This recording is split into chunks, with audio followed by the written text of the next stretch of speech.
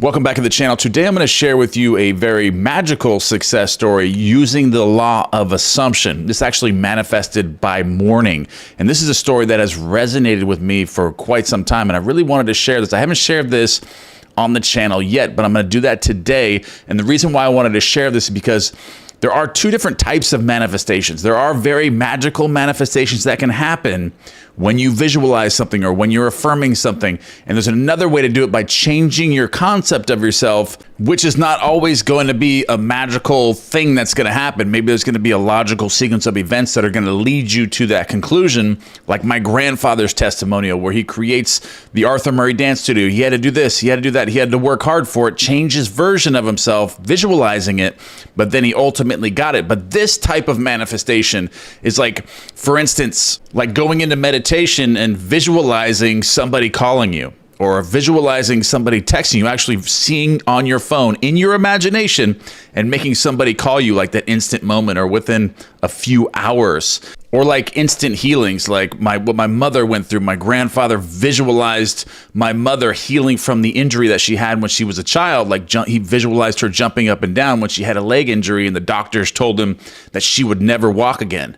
So he visualized her walking, jumping, swinging, playing in his imagination over and over again. So that is another magical thing that can take place when you're manifesting things. But changing your concept of yourself should be the first thing that you should be wanting to do, because once you change your concept of yourself, you're going to be automatically manifesting things into your life. Like your life's going to be going pretty good with everything that happens to you, like automatically. You're automatically going to be manifesting things.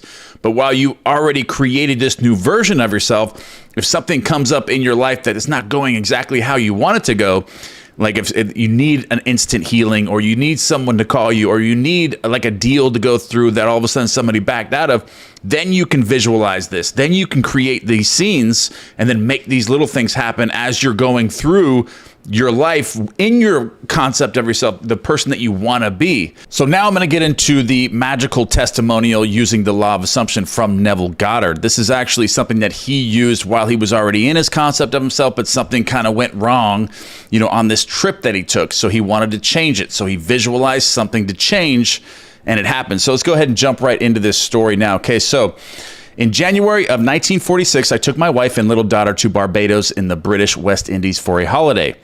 Not knowing there were any difficulties in getting return passage, I had not booked ours before leaving New York. Upon our arrival in Barbados, I discovered that there were only two ships serving the islands, one from Boston and one from New York.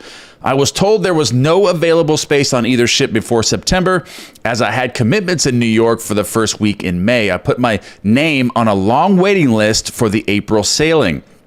A few days later, the ship from New York was anchored in the harbor. I observed it very carefully. I decided that it was the ship we should take. I returned to my hotel and determined on an interaction that would be mine were we actually sailing on that ship. I settled down in an easy chair in my bedroom to lose myself in this imaginative action. Okay, so you notice what Neville Goddard did here. He actually observed this ship very, very carefully, downloaded the information that he needed to see for his imagination, his imaginal act. He was able to do that. That way he can create his scene and make it real to himself. So you can do this yourself. If you're trying to create something, go look at it. You're trying to manifest a car, look at that car very carefully, study it, look at all the details of it, and then you can take that back into your imaginative scene.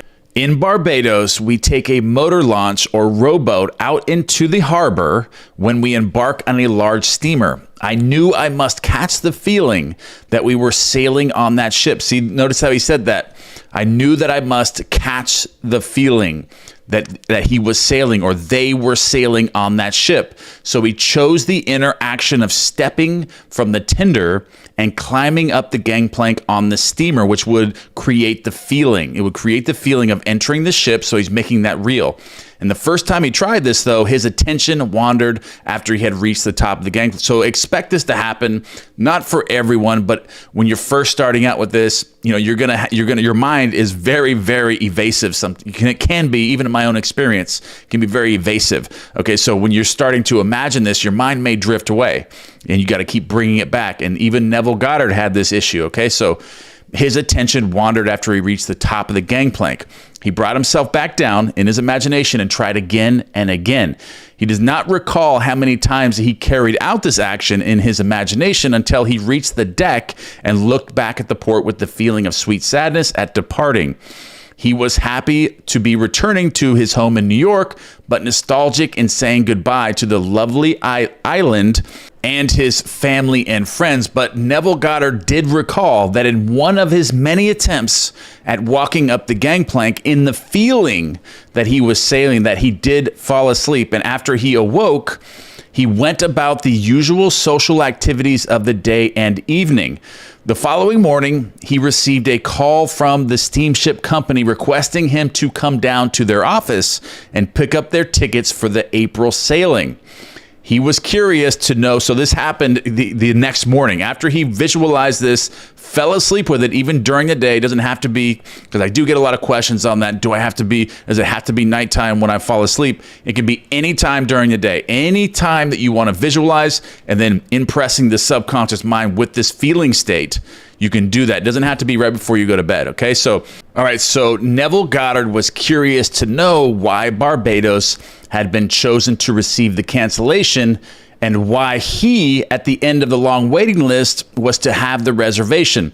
But all that the agent could tell him was that a cable had been received that morning from New York offering passage for 3. He was not the first the agent had called, but for reasons she could not explain, those people that she did call said that they now found it inconvenient to sail in April. And then Neville Goddard sailed on April 20th and arrived in New York on the morning of May 1st, just as he imagined it to be. So this story is a very good illustration of the magical use of the law of assumption. Like if you're carrying out your day in your concept of yourself that you want to be, after you've created that and something like this happens, then you can go into your imaginal acts and create something magical to happen.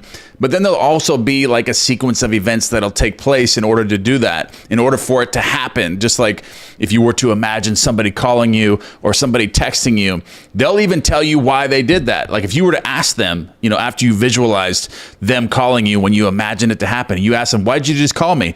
They'll give you a logical sequence of events of why they just picked up the phone. Like, I don't know, I was just walking over here and I saw your picture and it reminded me of you and I just wanted to give you a call, or somebody else reached out to me and they were wondering about you and it made me think of you. There's all of these things that are going to happen that are going to seem like coincidence. There's always going to be a reason why it happened if you dig deep enough. Like if you actually dig deep enough with your manifestations, whether they're magical or whether they're changing your concept of yourself, there's going to be a good reason why that happened. Like you even ask them, just like with Neville Goddard, when he got the tickets on this ship, they even explained it to him that they got a call from New York. They came in and then he even tried to reach out to somebody else to get the tickets before them. But now they all of a sudden felt something came up in their life where it was now inconvenient for them to sail on that ship. So then the next person in line was Neville Goddard. So there's always going to be some sequence of events that are going to take place and some reasons why it did happen if you look deep enough. But this is the magical use of the law of assumption. And this is something you can start applying in your life today, no matter what's going on in your life. If you have something that you would like to change and you're already in your concept of yourself that you would like to be, but you have these little things in your life that you're not agreeing with, or you want this or you want that, or something just didn't happen the way it was supposed to, all you have to do is visualize just like this. Create a visual scene. Download the information, then go into your imagination and then capture the feeling, just like Neville Goddard did. Capture the feeling that it's already done, that you're sailing on that ship, that you're in this relationship, that you have this much money, that you're in this career, you're in this job. So whatever it is, you're going to create a new concept of yourself, or you're going to use the magical aspect of the law of assumption. And if you have used the law of assumption in this magical way and you have a success story, leave that in the column box below. Or if you have any suggestions for future content for me, leave that in the column box below. I read all the comments and I thank you for all the comments and all the content that we get to put out together. I love you guys and I'll see you in the next one.